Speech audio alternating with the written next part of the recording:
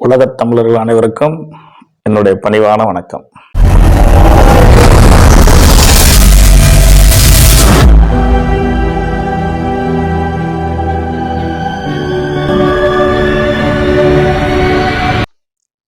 உலகத் தமிழர்கள் அனைவருக்கும் என்னுடைய பணிவான வணக்கத்தினை தெரிவித்துக் கொள்கின்றேன். ஜாதகத்தில், நம்மளுடைய ஜாதகத்தில் நிறைவான யோகங்களும் உண்டு, துரதிர்ஷ்டமான யோகங்களும் உண்டு. அதாவது பணக்கார யோகமும் ஜாதகத்தில் இருக்க வேண்டும், அப்பதான் அவர் பணக்கார ஆவார். நான் பிறந்ததுலேருந்தே கஷ்டப்படுற சார்னா அவர் ஜாதகத்தில் அவயோகங்கள் நிறைய இருக்கும்.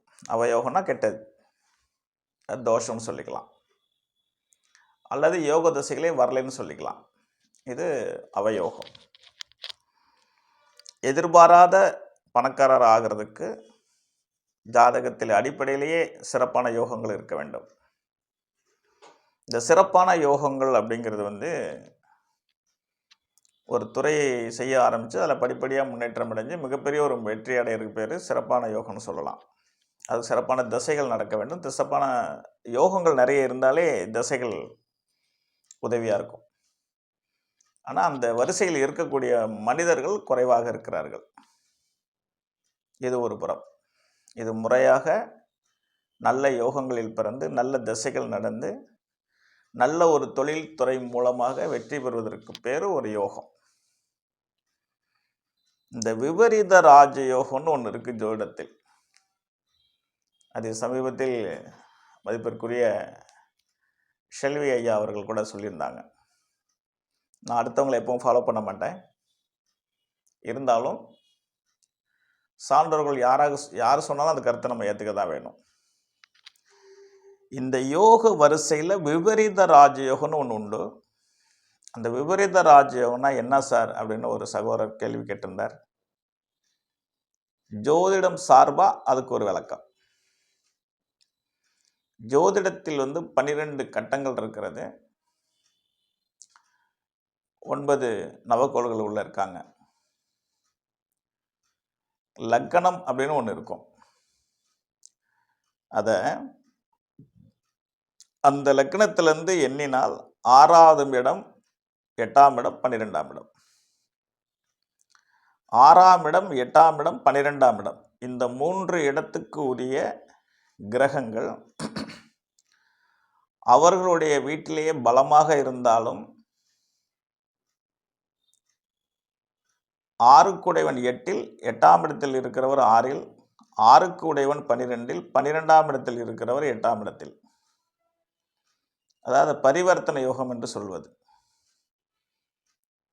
அந்த 8க்கு உடையவன் 12இல் இருந்தால், அது 12க்கு உடையவன் 8ஆம் இடத்துல இருந்தால், 6க்கு உடையவன் 8ஆம் இடத்துல இருந்து 8க்கு உடையவன் 6ல் இருந்தால் அது வேறு விபரீத ராஜயோகம்.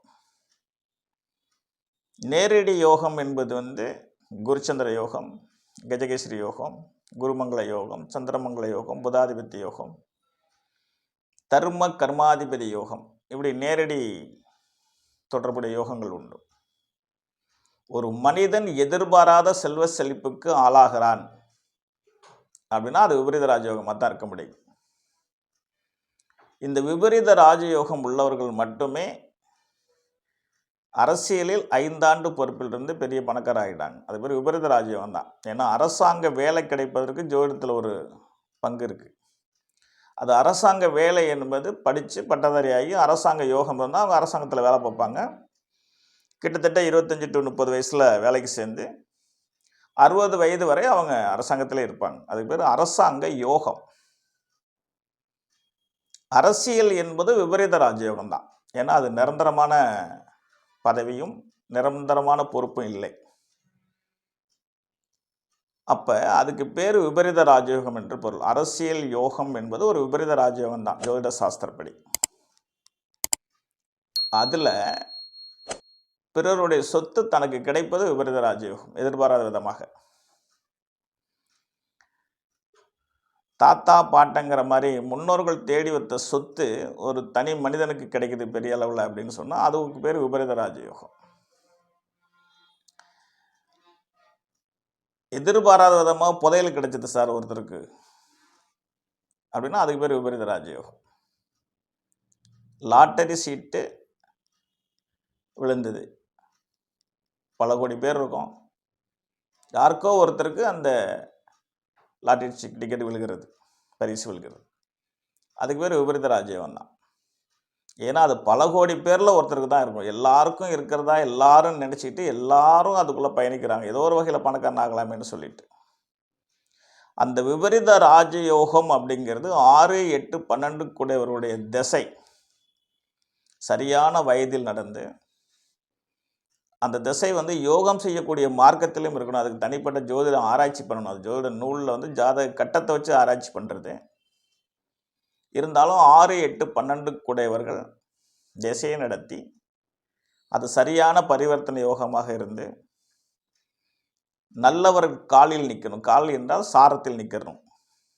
6, 8, 12 கூடிய திசை நடத்தும் போது ராசியிலும் அவர் நல்ல இடத்துல இருக்க வேண்டும், அம்சத்திலும் அவர் நல்ல இடத்துல இருக்க வேண்டும். அப்படி ஒரு திசை நல்லவருடைய சேர்க்கையில் நல்லவருடைய பார்வையில் இருந்தால், அப்படி ஒரு நிலை ஒரு மனிதனுடைய ஜாதகத்தில் அமைஞ்சிருக்கும் பட்சத்தில் ஏதோ ஒரு மார்க்கத்தில் அவர் நிச்சயமாக பணக்காரர் ஆவார். நான் யதார்த்தமாக உழைச்சி சம்பாரிச்சிட்டே இருக்கேங்கிறது அது எல்லோரு வாழ்க்கையிலும் நடக்கக்கூடிய ஒன்று தான். சாதாரண பாமரன் முதல் பணக்காரர்கள் வரை அவரவர் சார்ந்த உழைப்பின் மூலம் முன்னேறுவதுங்கிறது ஒரு பொதுவான கருத்து. உழைத்து கொண்டே இருக்கிறேன், இன்னும் நான் ஜெயிக்கவே இல்லைங்கிறது அது ஒரு யோகம் தான், அதுக்கு பேர் துரதிர்ஷ்ட யோகம் தான் சொல்லணும். நான் ஏற்கனவே சொன்னது மாதிரி உலகத்தில் பிறந்திருக்கிற 100% பேரில் 25% பேர் பணக்காரர்களாக இருக்காங்க, பெரிய முன்னேற்றத்தை அடைஞ்சிருக்காங்க. 50% பேர் நடுநிலையில் இருக்காங்க, யதார்த்தமான வேலை, யதார்த்தமான சம்பளம், அப்படியே மாதம் மாதம் டேலி பண்ணிகிட்டே வருவாங்க. 25% பேர் ரொம்ப கீழ்நிலையில் இருக்கிறாங்க. இது என்னுடைய சுய அனுபவ கருத்து. இந்த கீழ்நிலையில் இருக்கிறவனும் நடுநிலையில் இருக்கிறவனும் திடீர்னு பணக்காரன் ஆகணும்னா அதுக்கு விபரீத ராஜயோகம் என்று பொருள். அதுக்கு இந்த மாதிரி மார்க்கத்தில் அந்த பணம் கிடைக்கும். எனக்கு தெரிஞ்ச ஒரு சகோதரர் ஒரு ஆண்டில் ஒரே வருஷத்தில் பல கோடிகளுக்கு ஆளாகியிருக்கிறார். ஒரே ஆண்டில், நான் ஜாதகம் சொல்லி ஒரே வருடத்தில் பல கோடிகளுக்கு ஆளாகியிருக்கிறார். பேர் சொல்லக்கூடாது, ஏன்னா அவருக்கு தெரிய வந்தால் வருத்தப்படுவார். அதுக்கு பேர் விபரீத ராஜயோகம் என்று பொருள். ஒரே நாளில் பணக்காரனாலும் லாட்டரி டிக்கெட் விழுகணும், அதே வேலையாகவே அலையவும் கூடாது. அதே மாதிரி அந்த யோகம் நமக்கு இருக்கிறதான்னு ஒரு நல்ல ஜோதிடரை அணுகி அந்த ஜாதகத்தை ஆராய்ச்சி செய்து அதில் அப்படி ஒரு வாய்ப்பு இருக்கும் பட்சத்தில் நாம் ஒரு முயற்சியை செய்யலாம். முயற்சி தான் எடுத்துக்கணும், அதே வேலையாக இருக்கக்கூடாது.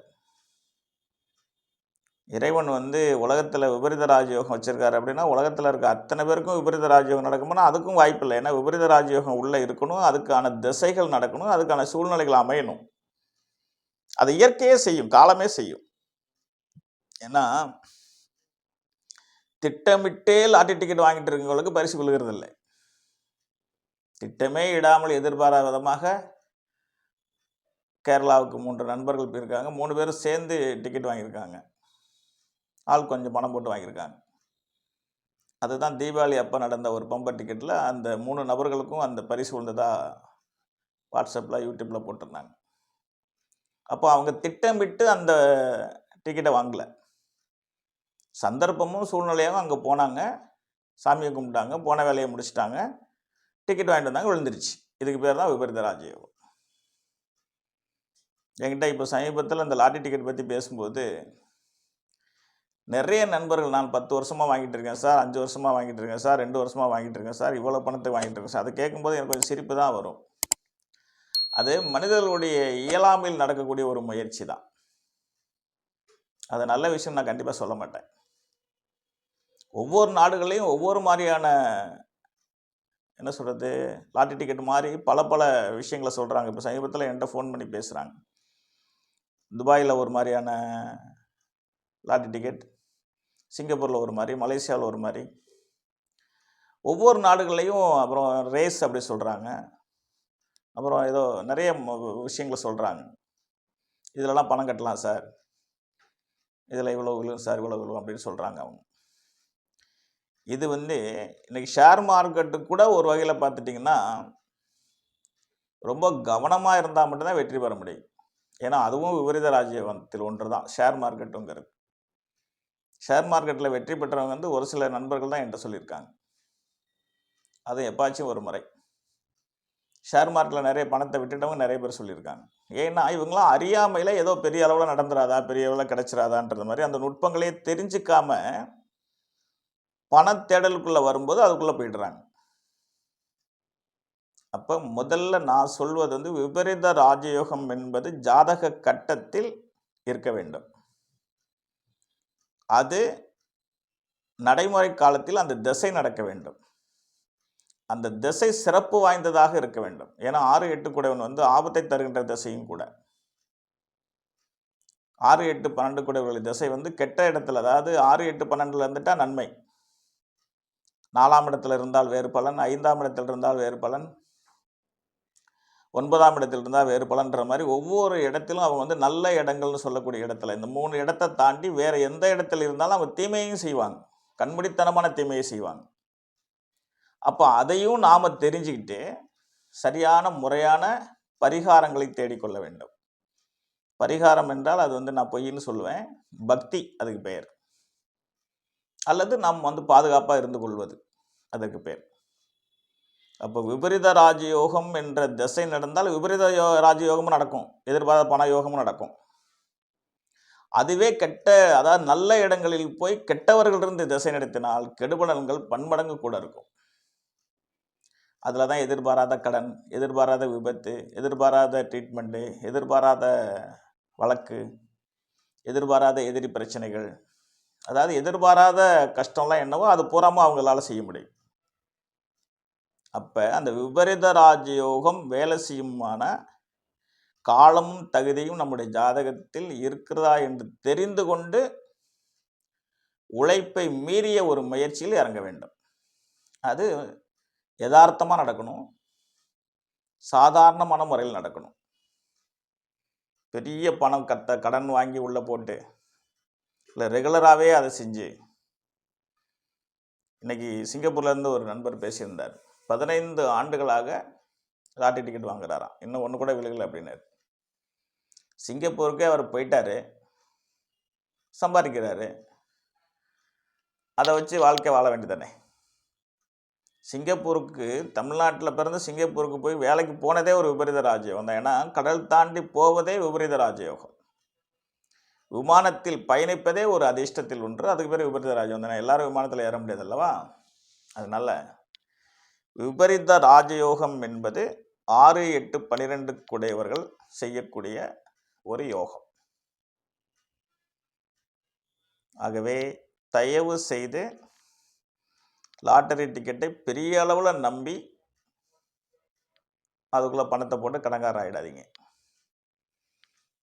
ஒவ்வொரு முயற்சியும் திருவினையாக்கும்னு ஒரு கருத்து உண்டு. முயற்சி எடுக்கலாம், தவறில்லை. ஆனால் அதே வேலையாக இருக்கக்கூடாது. ஆகவே எனது நண்பர் கேட்டவர் விபரீத ராஜயோகம்னா என்ன சார் அப்படின்னு கேட்டாங்க. அதுக்கான பதில் தான் இது.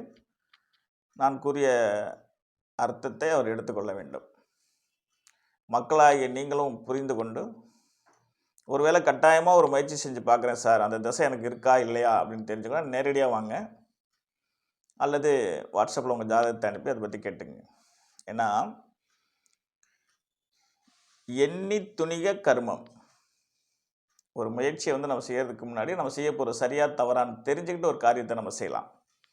அது அரசு வேலையாக இருந்தாலும் சரி, சொந்த தொழிலாக இருந்தாலும் சரி, அயல் நாட்டுக்கு போகிறதுனாலும் சரி, அல்லது ஷேர் மார்க்கெட்டில் இறங்குறதுனாலும் சரி, லாட்டரி டிக்கெட்டே வாங்கி லாட்டரி டிக்கெட் விழுகிற மாதிரி சூழ்நிலை இருந்தாலும் சரி, தெரிஞ்சுக்கிட்டு செய்யலாம், தவறில்லை.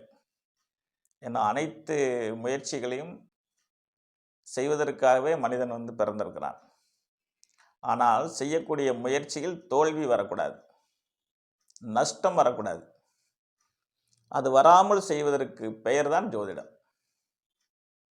அது ஒவ்வொருத்தருக்கும் ஒவ்வொரு தகுதியை இறைவன் கொடுத்து அனுப்பிச்சிருப்பார். அந்த தகுதியை சரியான காலத்தில் ஒரு ஜோதிடர் மூலம் அறிந்து கொண்டு நான் சொன்ன இந்த அனைத்து முயற்சியிலும் இறங்கினா நிச்சயமாக வெற்றி நிச்சயம். புரிந்தவர்கள் புரிந்து கொள்ளுங்கள், புரியாதவர்கள் என்னிடத்தில் நேரடியாக வாருங்கள். இன்று கூறிய பதிவு விபரீத ராஜயோகம் என்றால் என்ன அப்படிங்கிறத பற்றி சொல்லியிருக்கேன். ஜோதிடர்களும் அறிந்து கொள்ளட்டும், மக்களும் முடிந்த அளவு அறிந்து கொள்ளுங்கள், தெரிந்து கொள்ளுங்கள். தெரியவில்லை என்றால் என்னிடம் வாருங்கள். இது ஒரு பொதுவான கருத்து, பொதுவான பதிவு. வாழ்க வளமுடன். அடுத்த ஒரு சந்திப்பில் உங்களை சந்திக்கின்றேன். நன்றி, வணக்கம்.